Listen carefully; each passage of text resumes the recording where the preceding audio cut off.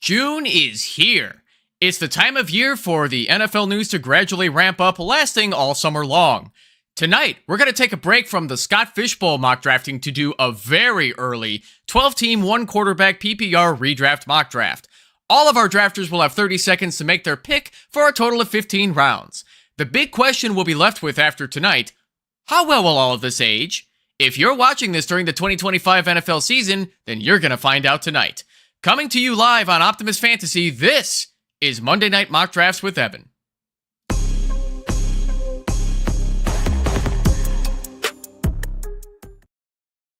Ladies and gentlemen, welcome to Monday Night Mock Drafts with Evan, right here on Optimus Fantasy. Coming to you live every Monday evening until week 1 of the NFL season. I am your host, Evan Sather.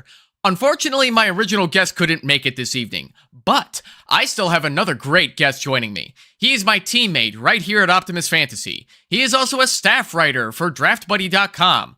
I am proud to call this man a friend of mine. You saw him on the first episode of this show. Please welcome back Lou Brunson. Lou, welcome back to Monday Night Mock Drafts with Evan. How are you tonight, my friend?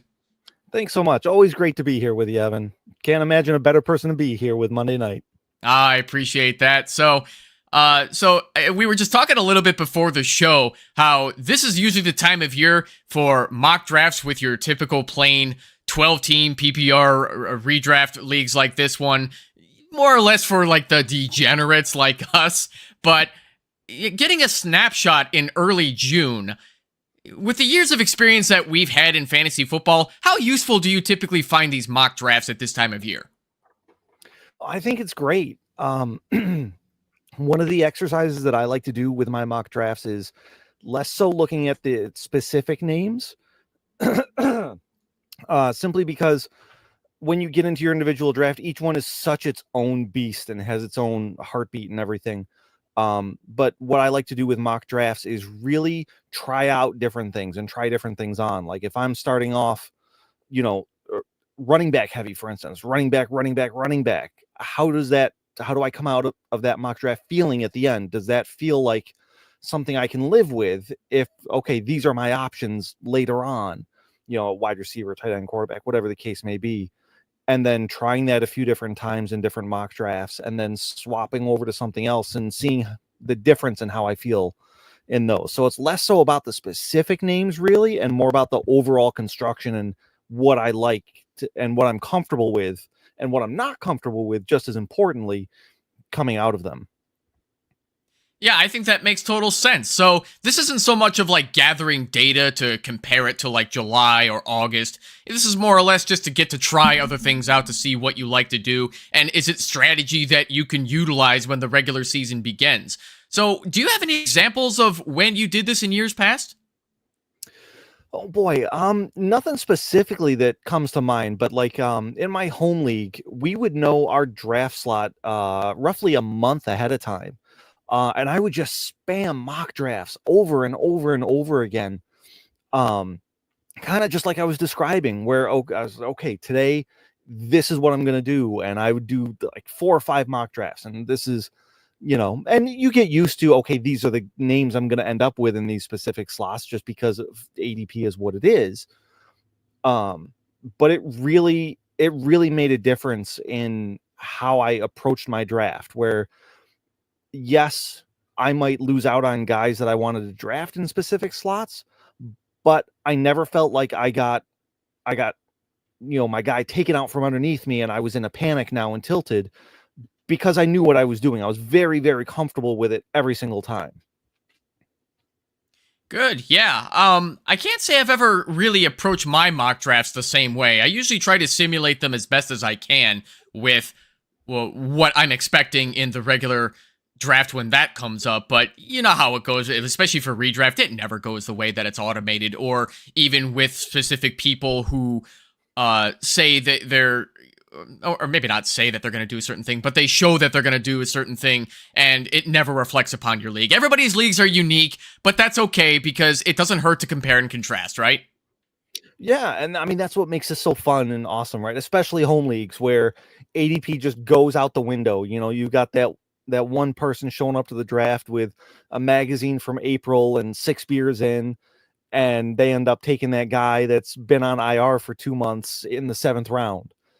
And that's and then of course they end up going on to, be a finalist, semifinalist, and that sort of thing. And because, at the end of the day, none of us know anything, and it's awesome. So you bring up an interesting point, Lou. Have you ever used a magazine for your ADP or just general fantasy football advice, especially in the days before the internet really took off with this? Have you ever used one during a draft? Yeah, absolutely. Mostly for cheat sheets, simply because, I've been, even in the days before before it was as automated as now, at least,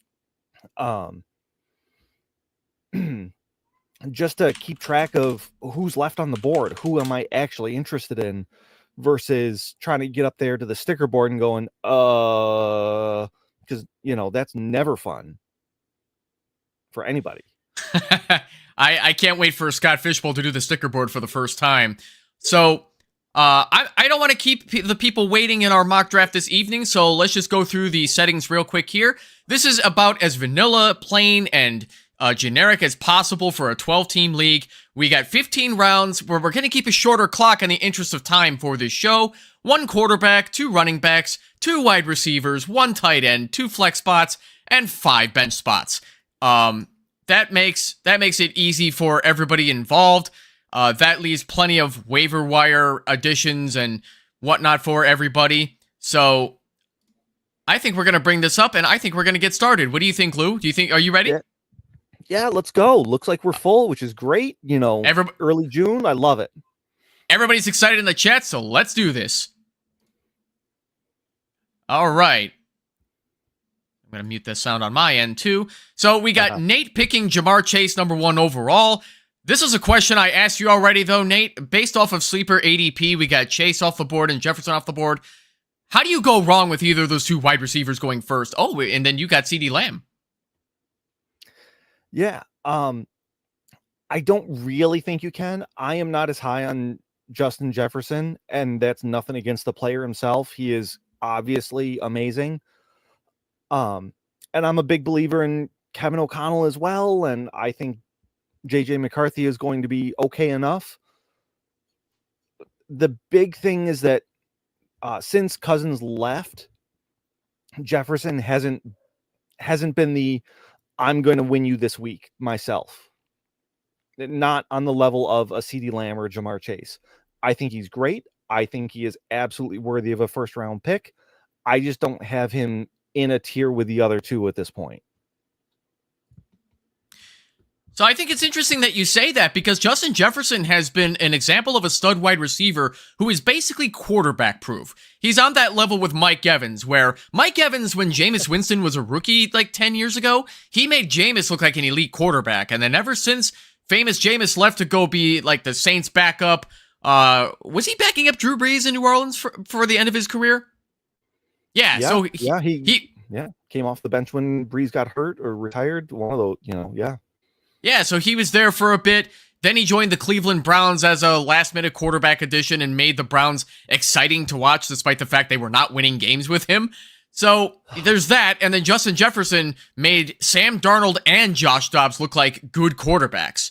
So Justin Jefferson, though, still finished as a top 5 wide receiver. I'm not worried about Jefferson with J.J. McCarthy making his NFL debut. Are you at all? No, in a word. And going beyond Jefferson's impact there, it's Kevin O'Connell as well. He is, we've talked about, the Shanahans being a quarterback whisperer and everything like that. Kevin O'Connell is doing things with, like you mentioned, Josh Dobbs, Nick Mullins, Sam Darnold. The reclamation projects are, the list goes on and on. JJ McCarthy has more talent than any of these guys. And from all reports, more going on upstairs as well. I have no reason to think that offense will, if they take a step back this year, that it will be a step back for long. I don't think it'll be for very long either. I can't see why that would happen in a Kevin O'Connell offense.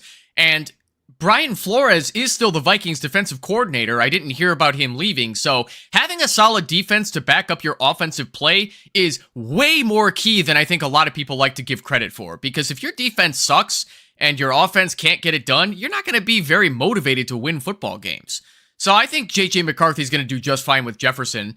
And getting back to the draft here, I like how Brian at pick number 12 started off with Brock Bowers in the first round, and then following up with the most underrated elite wide receiver in the game today, Nico Collins. Lou, has Brock Bowers officially replaced Travis Kelce as the top tight end to be drafted in the first or second round? For myself, I'm a little bit contrarian here simply because I have Trey McBride higher this year. But I mean, it's a matter of what flavor you prefer. I'm not going to knock anyone for taking Brock Bowers first. I understand all the arguments. I just think that last year there was nobody else. Now there are other people there. He will absolutely still get his. He's still going to be great. I just have McBride a little higher simply because literally nothing has changed in that offense of, anything of note at least. I got to be honest, Lou. I am surprised to hear that you have McBride higher than Bowers. Bowers, I think, is tremendously better than McBride. Well, maybe not tremendously, but he's in the same tier, but I kind of like the targets and the talent that he has compared to Kyler Murray stinking up the joint with passes. I never liked Kyler Murray much as a passer, but maybe other people will disagree with me. And yeah, there you go. Yeah, see, you got McBride in the second round, and I think that's exactly where he's going to go in this redraft format. So I like the pick a lot. I accidentally auto-picked. I got distracted with asking a question. So I got Bucky Irving as my second running back. Going running back is something that I don't mind in this format, even today, because not sorry to all the zero RB truthers out there, but you need at least one hero running back to win. Lou, are you still on that same page as well, or have you found any cases with your own teams where going running back isn't necessary anymore? Oh, it's definitely not necessary. I'm not a devotee of any one particular school of thought. I'm a do what makes sense for your draft. As I make my pick here and don't auto out. So I mean, I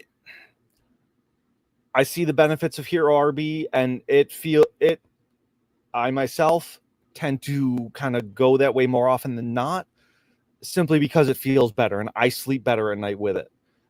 I am almost always absolutely pounding the later running backs regardless, though. Like if I'm taking running back early, it is a running back usually. Of course, I say that, and last year I was coming out of a lot of drafts with both Barkley and Derrick Henry. So it really, as much as people may hate when I say, well, it depends, it does.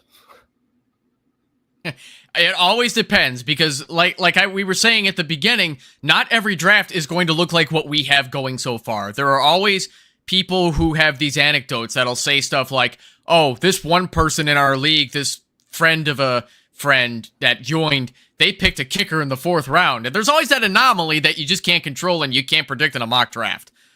So my first wide receiver off the board was Scary Terry McLaurin. Are you worried if he's your wide receiver 1? Again, I'm going to say it depends here. I'm a pretty big proponent of where is my roster? How does my roster stack up against others position by position? So for instance, if I'm going to, on average, score 10 more points at the wide receiver position, but 5 fewer points at the tight end position, that sort of thing, right? Having McLaurin as my wide receiver 1 definitely puts me behind the 8 ball at wide receiver by a decent margin, just looking at these other names going out so far, right? So do I like him as my wide receiver 1? No, but I can stomach it if I'm doing really good things at other positions. So, for example, Gibbs and Irving might be good enough at running back to make up for McLaurin as my wide receiver 1. So Jamie brings up an interesting point in the comments here. George Kittle averaged more fantasy points per game than Bowers last season. And yeah, he's correct about that, as Nate Dogg accidentally auto-picked George Kittle in the 3rd round. I still have George Kittle as a potential top 3 tight end this year as well, because the wide receiver room looks a heck of a lot different with no more Debo and Brandon Ayuk questionably going to get the football. Kittle is still a top 3 tight end. Do you agree with that, Lou? And do you see anything different with this 49er offense with him? Of course you have. So I do have Kittle a tier below McBride and Bowers, but Kittle is my tight end 3. The biggest question I have about Kittle is kind of ties into things that we've had discussions about other times with Christian McCaffrey, Pearsall, Jennings, Ayuk, just all these different aspects of that team right now. And if everyone is back and healthy, how does that pie get cut out? When with Kittle excelling last year, and he absolutely did, there's no question about it. He did it when CMC was hurt, when Mason ended up getting hurt himself. And then you have Ayuk going out, like, reducing the number of forks in that pie to beat that metaphor to death. Definitely helps that. And that's not to say that Kittle won't have his blow up games, because he's too good not to. But it's that variance, like Vince is talking about, it just knocks him down to that next tier, which is still a great option. If I'm coming out of my draft with Kittle as my tight end, I'm not unhappy about it.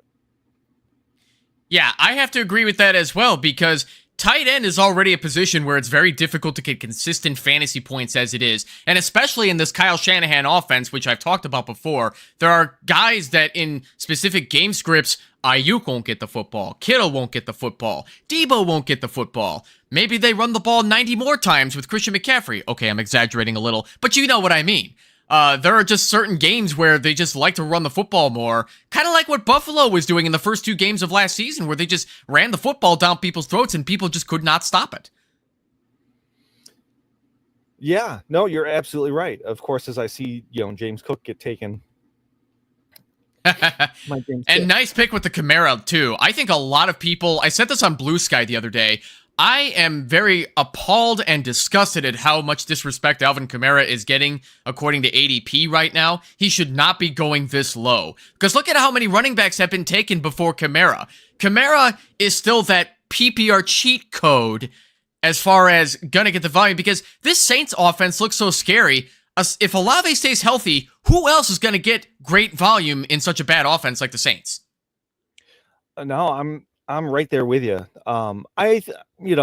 And this is part of the fun of doing this in June as well, is that we're going to see some of these guys, and I suspect Kamara is one of them. He's not going to be going in the late 4th round come mid-August. He's probably going to be a guy that is a 3rd round, possibly even end of the 2nd round type. I should let you make your pick. Oh, that's on me. Poop on a stick. All right, this isn't what I wanted to do, but that's fine. I wasn't paying attention. Yeah, sorry, I wanted to warn you there, just so you don't auto-pick like I did. No worries. So even then, like Joe Burrow in the 5th round, I'm fine with that in today's fantasy football world, because you've got 2 solid wide receivers, you've got your hero running back, and you've got your hero tight end. I'm not mad about that if I have your team right now. Would you be okay with this in a 12-team redraft league like this? Relatively, I would be a lot more okay with it once points start getting scored. Let me put it that way, because Burrow's fantastic. There's no 2 ways about it. What seems like every draft season, quarterback is very deep, especially in a 1 quarterback league. I have Caleb Williams not far behind Burrow at all, and we'll probably be able to get him at least a couple rounds, if not several rounds later. So I would rather have Caleb, considering the opportunity cost, I should say. But I mean, like I said, once points start being scored, no, I'm not going to be mad about having Joe Burrow. I just picked Chris Olave with my 3rd wide receiver pick. Lou, if Chris Olave is your wide receiver 3, how do you feel if that's the case for you? Like I need a good wide receiver 4, honestly. There's certain guys that I don't want to have to depend on, and Olave is one of them. especially a wide receiver. So even if Terry McLaurin and Devontae Adams get taken as a 1 and 2, you don't like Olave as your 3? No, I mean, I love Devontae Adams this year. I actually have him as your wide receiver 1 compared to Terry McLaurin. So I mean, that definitely helps offset that a bit. But no, and it's so many things, right? Like New Orleans it's had an albatross over it ever since Breeze retired. Olave, through no fault of his own necessarily, hasn't been able to stay healthy. One more good knock to the head and he could be done. And the quarterback situation there, if someone's a believer in Chuck, I'm not going to argue with him or poo-poo him because, none of us really know anything at this point. I am not personally. And I've also seen their other options. That's going to get a lot worse before it gets better, man. So what you're saying is you have no faith in Spencer Rattler. Or Jake Hayner or Slut Bumwalla or whoever else comes out of the woodwork. Sorry, I threw up in my mouth a little when you said Jake Hayner with how horrible he was last year.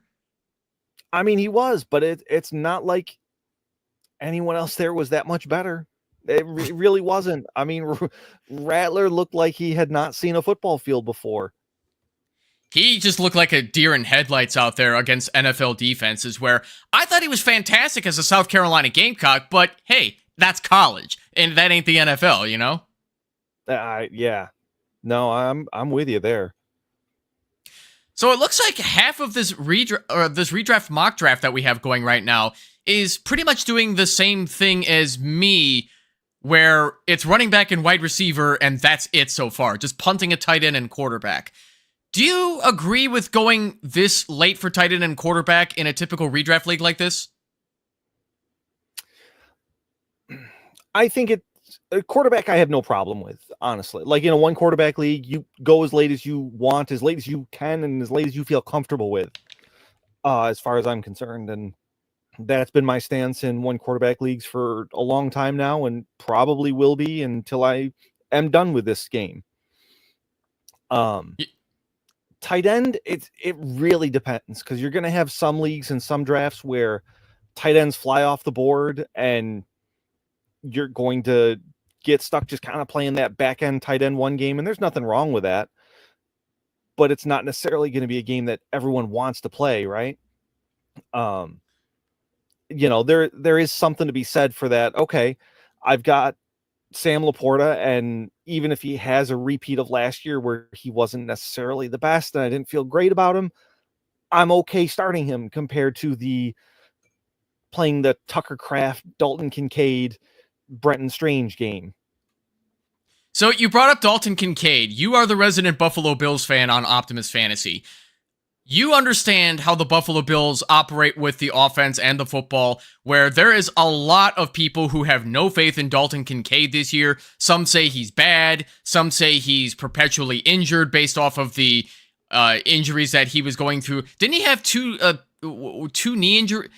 I may be mistaken. Didn't he have 2 knee injuries that he was playing through, or was that something different? He injured his knee twice throughout the year, but it was the same injury. Right.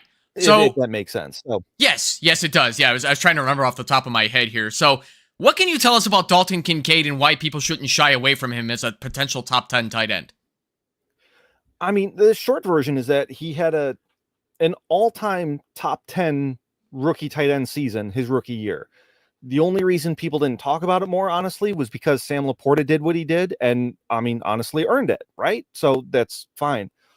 Kincaid still had 98 targets his rookie year. Last year, as far as a targets per game pace, he was on the exact same pace to finish with about 98 targets on the year. Granted, Josh Allen and him were not on the same page, and it was not okay. A lot of that was on Josh Allen. He missed, and I don't have the numbers right in front of me, so apologies. I want to say it was on throws more than 11 yards down the field. Kincaid only had a 37% catchable ball rate from Allen, which is absurd when you think about it. And now my own personal theory is that a lot of that had to do with that knee injury and that he's not running as fast or making the cuts quite as well. Let me get in here and Sure thing.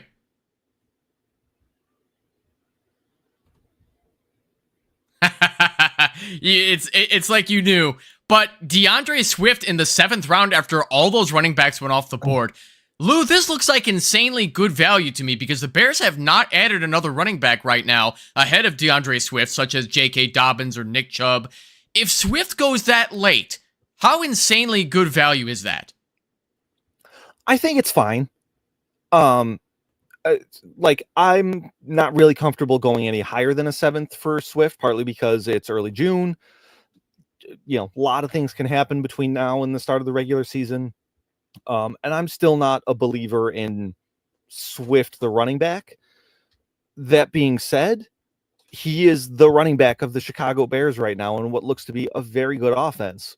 As I talked up Caleb Williams before and took Rome Odunze here, I am a believer in the Bears offense this year, and I kind of want as many value pieces of that offense as I can have. And being that you're the resident Bills fan of Optimus Fantasy, you can say that with certainty without the PTSD that a Bears fan like I do, where we've seen so much promise for the past several decades since 1985, and nothing ever reached fruition. And now we're just very cautious because we're like, okay, this looks great on paper, but we've got to see the product work on the field. And now that we finally have a real head coach with an offensive mind, it's looking really promising. And speaking of you being a Bills fan, Jamie asks, how sucky is Keon Coleman? Oh, it hurts because I root for Coleman, the person. You see his personality and his work ethic and everything like that. I want him to do well so badly. I think he's a square peg being forced into a round hole with the role that the Bills are trying to get him in as far as an outside X wide receiver. And I think, excuse me. Oh, you're good, my man. Sorry about that. And he is a perfect fit for a big slot role, you know, that Mike Thomas slant boy type things, you know, across the middle of the field and run away. Like, he is perfect for that kind of role. And because Buffalo's wide receiver room is what it is, with Khalil Shakir there, who just got paid, and they have 17 slot wide receivers, he's never going to play that role there. So do I think he is sucky or shitty? No.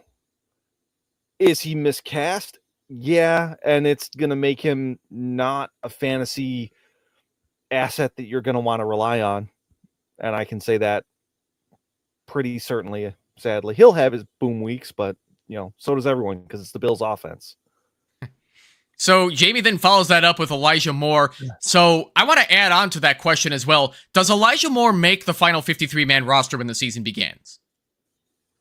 I could see it as the wide receiver 5. I mean, there's very, very young and unproven wide receivers beyond that point on the roster. So I could absolutely see Moore sticking as the wide receiver 5. And I think he'll probably matter about as much as Mac Hollins did last year, where he'll have a couple games where you kind of raise an eyebrow and go, wait, he did what?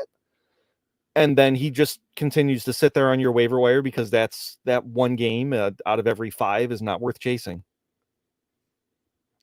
I was going to ask you about Khalil Shakir, but I think we've asked enough about Bills questions for now. I want to take a break on the Bills here. So Fantasy Football Tavern mentions, loves the Caleb Johnson pick because Jaylen Warren is good, but nowhere near the same tier of running back as Caleb in the 40-yard dash time. Still haunting him. Love that value. That was Brian's pick with picking from the 12 spot. And this is Brian's RB3. So the rookie Caleb Johnson that the Steelers picked to replace Najee Harris, what do you think so far about him based off of what we've read and heard about him, Lou? Are you excited to take Caleb as a top 5 running back in a rookie draft? Top 5? Boy. I'll let you make your pick before you answer that. Okay. I appreciate that. We only have 30 seconds per pick tonight, so I can't be holding you up. Okay, go for it, man. No, you're good. Well, and it also gives me a chance to bring up my rookie rankings here to see.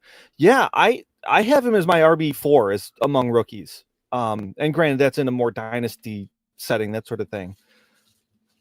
I don't know what the Steelers are planning on doing at quarterback. I don't know if their plans and reality match up at any point in time. That could very well be incredibly ugly and just overall sad for a lot of the year. And a running back like Caleb Johnson is perfect for that sort of thing, where he's that guy that you can send out there and give the ball 20, 25 times a game. And I mean, maybe he's not going to be, oh, here I go. Maybe he's not going to be a stalwart, that sort of thing. However, I mean, he's not going to be a stud, that sort of thing, but he's still going to get that volume because, I mean, Jalen Warren is there. DK Metcalf is there, which feels weird to say. And what else that matters? Like Calvin Austin? Pat Freiermuth, maybe Jonnu Smith at some point soon? And that whole thing just terrifies me. So Gray Heisenberg was the one who selected Jonnu Smith. If he's no longer a Miami Dolphin and the regular season gets started, he's the round 7 pick number 10 off the board. If he's your tight end 1, are you at all worried? If he's on the Steelers? Yes. Or if he's not on the Dolphins, because that's kind of two different things, but I'm assuming it's if he's on the Steelers. I like that frame. I like that phrasing because it does matter if he's not on the Dolphins because Tua loves him a lot. And if he's actually on the Steelers, reunited with Arthur Smith, who's probably going to give him end-around goal line handoffs instead of to the running backs. Right. And he's going to be playing with either Mason Rudolph or maybe Aaron Rodgers. Like, honestly, if Jonnu Smith goes to Pittsburgh, he is dead to me this year. If people want to draft him, that's fine. Hoping to recapture that magic, that's fine. I'm not going to be one of those people. That would be heartbreaking because Jonnu Smith was a fun story last year. I'd like to see him, let's run that back. Let's, make some South Florida magic together. Yeah. If he goes, let's say he goes to Atlanta, let's say Pittsburgh decides to deal for Kyle Pitts instead and Jonnu goes back to Atlanta. I wouldn't like it as much as Jonnu in Miami, but I don't think that outright kills him the way that it would going to Pittsburgh. So speaking of Kyle Pitts, he's currently the 131.4 in ADP on Sleeper. That puts him just ahead of Pat Freiermuth and behind Dallas Goedert. So that seems like a pretty decent ADP for Kyle Pitts right now as an Atlanta Falcon. If he is indeed traded as rumored right now, 1, does he go to the Steelers? And 2, do you think his ADP goes up? I mean, I don't see how it should, honestly. I mean, yes, Bijan Robinson is in Atlanta, and so is Drake London. And Michael Penix is obviously a young quarterback, relatively unproven. But it's not like going to Pittsburgh would be improving the situation for him. It's not like he'd have less competition there. I mean, he is it as far as tight ends go in Atlanta. I mean, heck, we've seen Kyle Pitts in an Arthur Smith offense before, and that was what kind of started our long national nightmare, with regards to Kyle Pitts. I was just about to bring that up too, where it's like, hey, Arthur Smith is probably like, hey, let's trade for Kyle Pitts so that I can continue to not use him. Yeah. I'm kind of in agreement with Vince here, and that it's just I don't know. I would rather come out of a draft missing on Kyle Pitts and then he blows up than spend a pick in the top 15, 13-ish rounds. Like, at a certain point, it doesn't matter anymore, right? Take your shots, whatever, it's fine. But I also never want that shot to be on a backup tight end, and that's what Kyle Pitts is at this point. For fantasy purposes, yes. Isn't that a phrase isn't that a phrase you never thought you'd ever hear? I should have drafted Kyle Pitts. Man, I mean, heck, it would be the ultimate post-hype sleeper breakout, right? And I mean, I say breakout like his rookie season wasn't fantastic. We've been very spoiled with rookie tight ends lately. So, speaking of rookie tight ends, we have Colston Loveland and Tyler Warren taken as the top 2 tight ends. Outside of those guys, I'm out on the rest of the rookie tight ends. I feel like Elijah Arroyo, Harold Fannin Jr., Terrence Ferguson, and the rest need to prove that they're NFL caliber and especially fantasy football friendly. Talk me off that ledge, Lou. Should I change my mind on that stance, or am I about right? Give me 1 second to make a pick here. Yes, you should.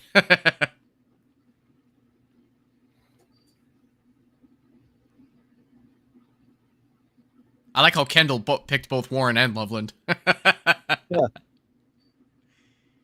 I don't hate it, though. I think it's solid because I think they both could easily be productive in their first years.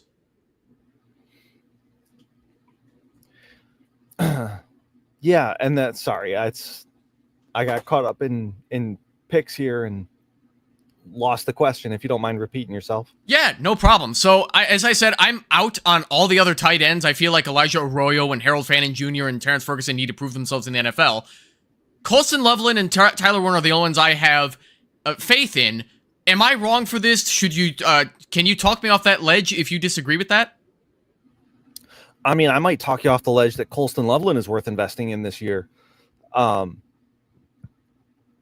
biggest thing that Warren has going for him is that the Indianapolis tight ends have been god awful for as long as I can remember, at least since, the days of Dallas Clark. And even he wasn't spectacular. Peyton Manning looked like, Peyton Manning made him look like $1 million, and I see that you are also a Luther truther, just like me.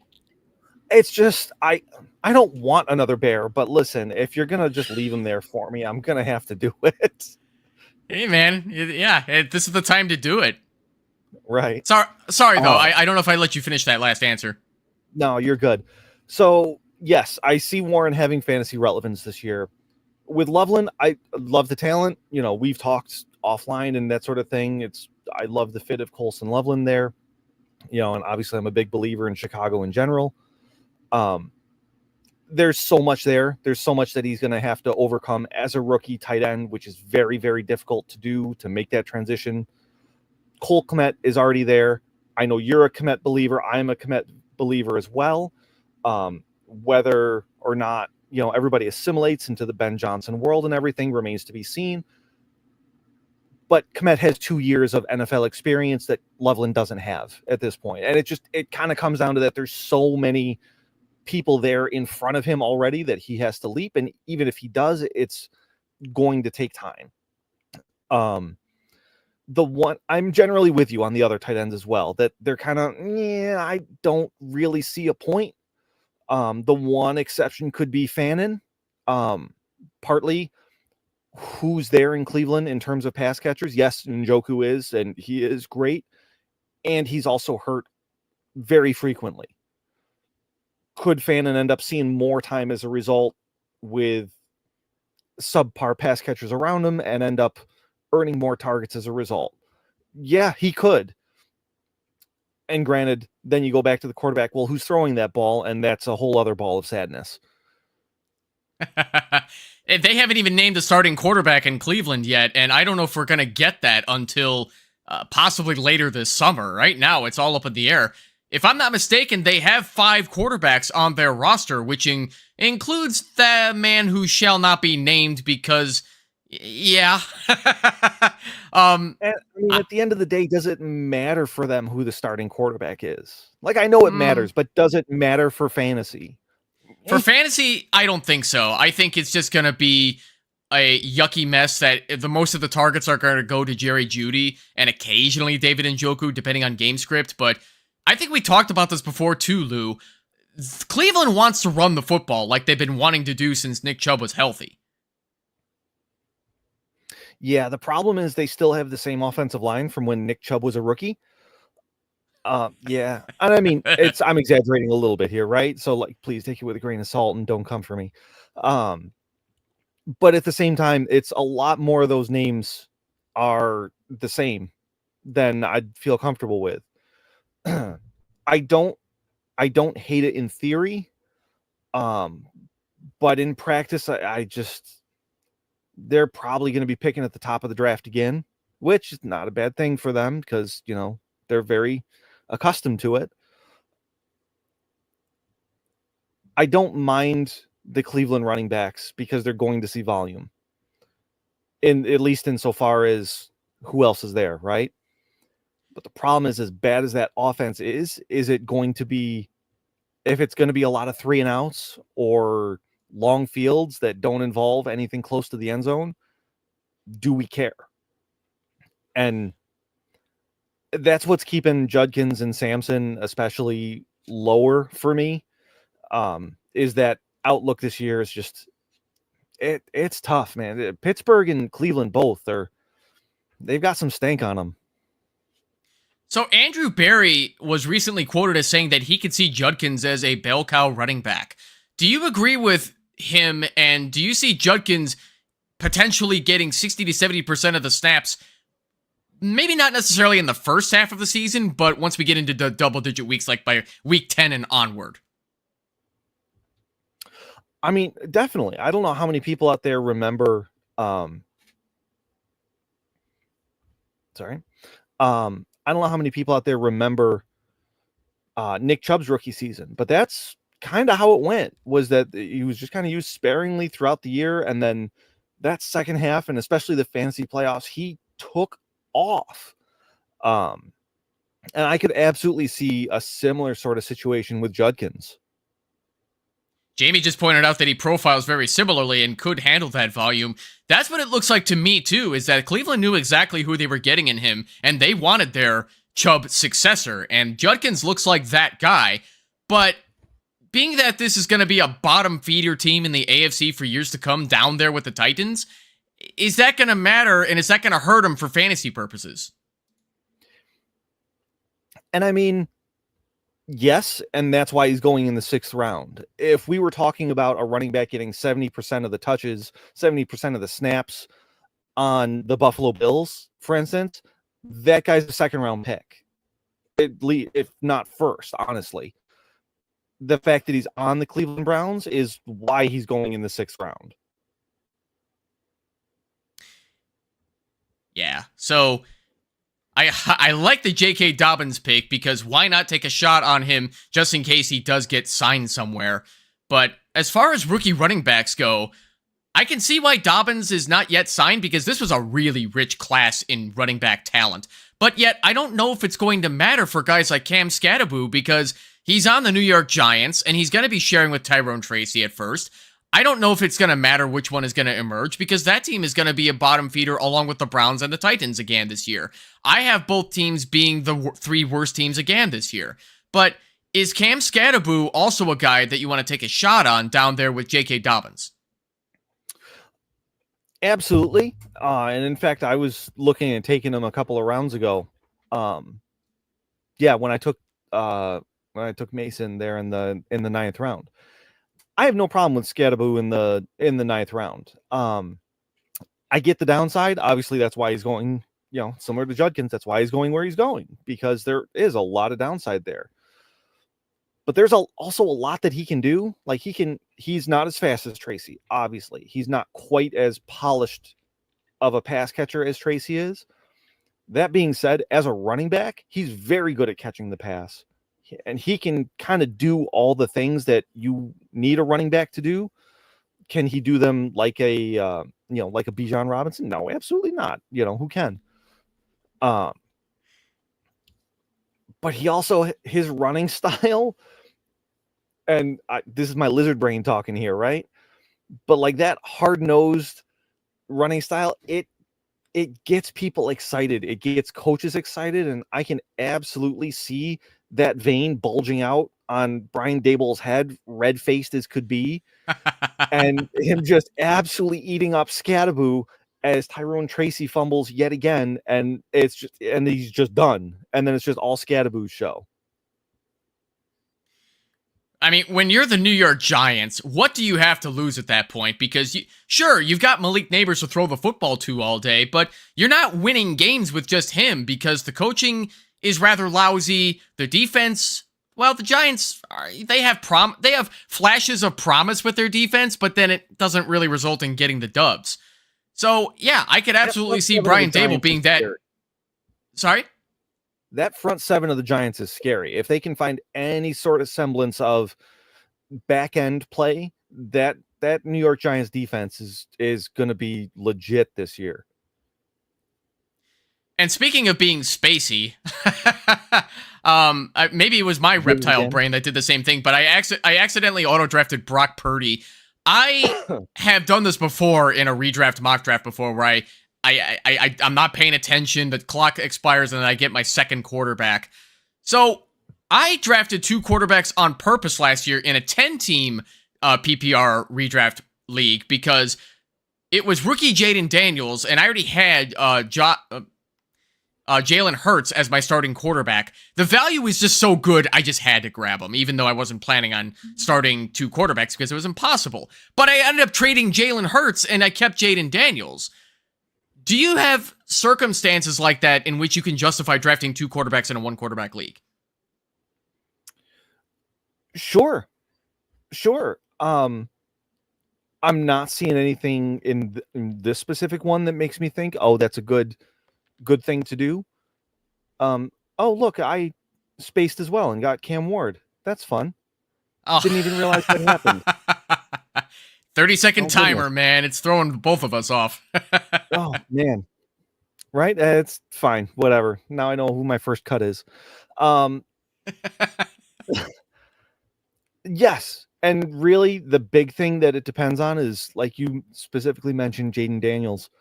That rushing upside for that quarterback. If he doesn't have that it's not worth getting a second one late. So seeing Caleb Williams going there for Deuce. If you're getting Caleb Williams in the 11th round because you took let's say a Joe Burrow in the 5th, I think that's a spectacular pairing. Because you're going to be able to trade Joe Burrow, even in a 1-quarterback league, to somebody. And Caleb Williams does have, like I was talking about before, does have that kind of that top 5 upside. Yeah, no, wholeheartedly agreed. So, kicker talk, Lou. I have Chris Boswell as my top kicker again this year. I like Brandon Aubrey. I like Dicker the kicker. I like Jake Bates, especially his time in the UFL, but Chris Boswell got a lot of opportunities with that shaky Steelers offense last year. I don't think the Steelers offense is going to be as good. They're going to find a way to move the football because, that's how Mike Tomlin's offenses go. So do you agree with me in that Boswell is a top 5 kicker this year because of how the Steelers are? I'm going to say yes, based on absolutely nothing, because I know you love your kickers and I respect that and I love you for it. I cannot deal with them. And so I would rather not speak out of ignorance. I know I've watched Boswell enough to know that, yeah, he's a very good kicker. He's going to find his, like you said, it's Pittsburgh. They've made their deals with the devil. He's going to get his chances.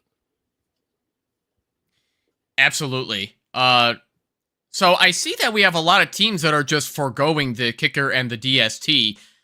These are positions that you stream anyway, so even if you don't draft them, is it really going to kill you by week 1 when you figure out this early who to cut and who to keep, assuming this would be a real league, and you take shots on guys like Eckler, Estime, and then if they turn out to be not valuable, you just say, okay, I'll just cut him and I'll go get a kicker or DST. For crazy leagues like this that draft early, if this was real, would you agree with that approach? Oh, absolutely. Like, just speaking of my own team here, even though I auto-drafted Cam Ward, maybe he comes out and he's amazing, right?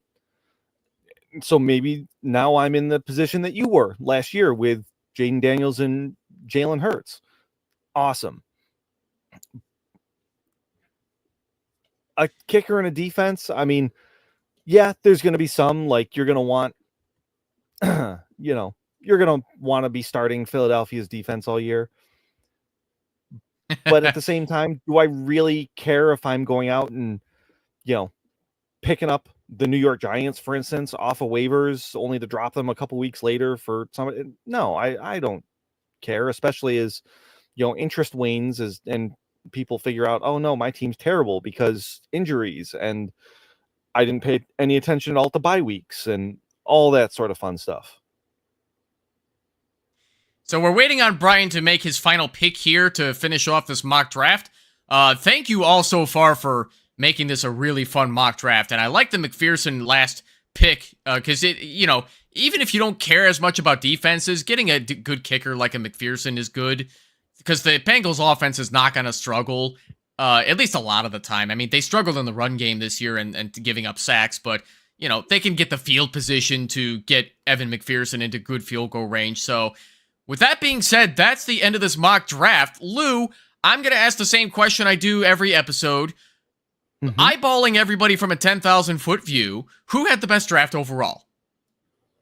Boy.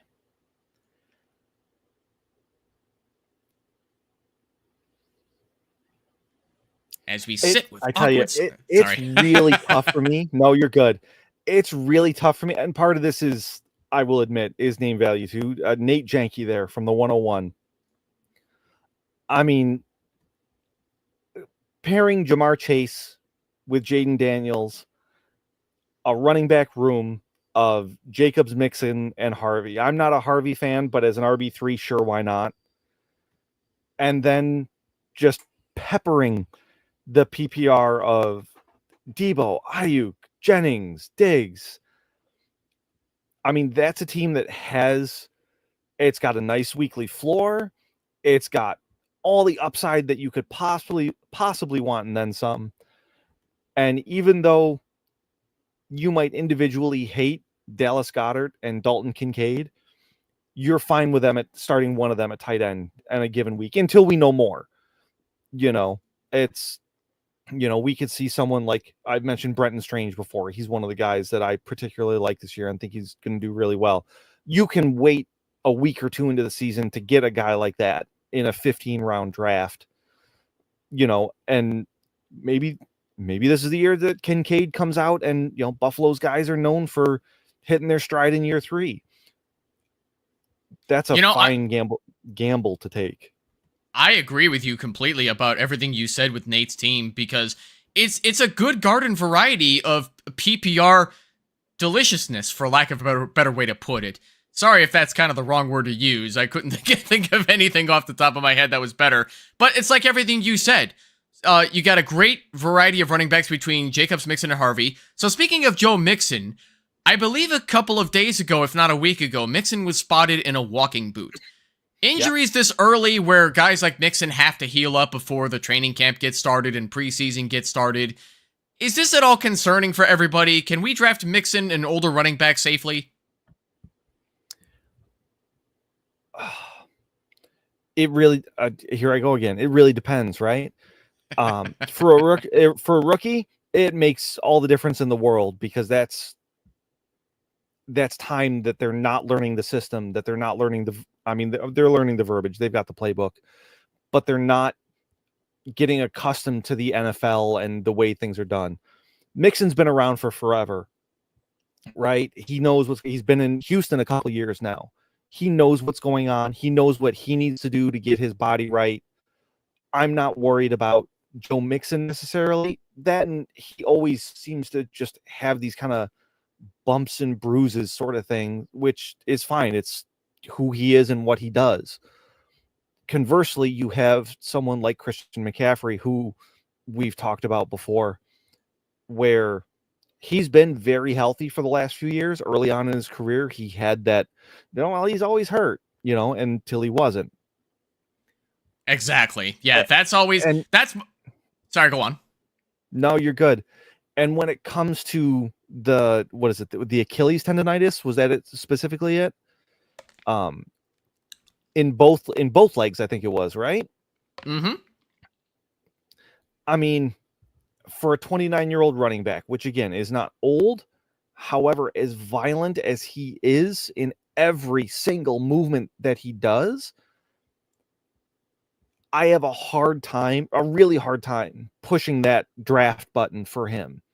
where he's going, as opposed to someone like Mixon, just because we have to have that nuance for each individual situation and player, right? So, okay, TLDR, right? Rookies missing time this early. Yes, it's a big deal. Yes, we need to pay attention. Veterans missing time because they have to undergo maintenance, that sort of thing. No, I'm not really worried. Veterans who we could be seeing the wheels falling off. Yes, it's a big deal. And yes, we need to pay attention, especially with the shenanigans that happened with CMC last year and that week 1, he's fine. Monday Night Football. Oh yeah, by the way, he's not starting tonight.